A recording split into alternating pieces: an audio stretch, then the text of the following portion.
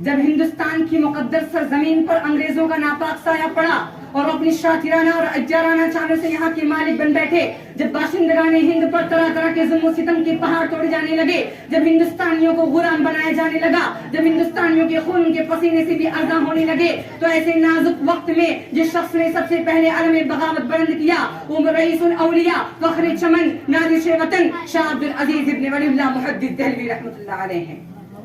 شاہ عبد العزیز کا فتویٰ کیا تھا؟ گویا ایک برق بے اما تھی جو دشمنوں کی نخل تمنا پہ گر پڑی، انگریزوں کی نیند حرام ہو گئی، جہاں جہاں آزادی کے شعلے بھڑکنے لگے، جہاں جہاں آزادی کے ولولے مچلنے لگے، حوصلوں نے انگڑائیاں لینی شروع کر دی اور سینوں میں ولولے مچلنے لگے۔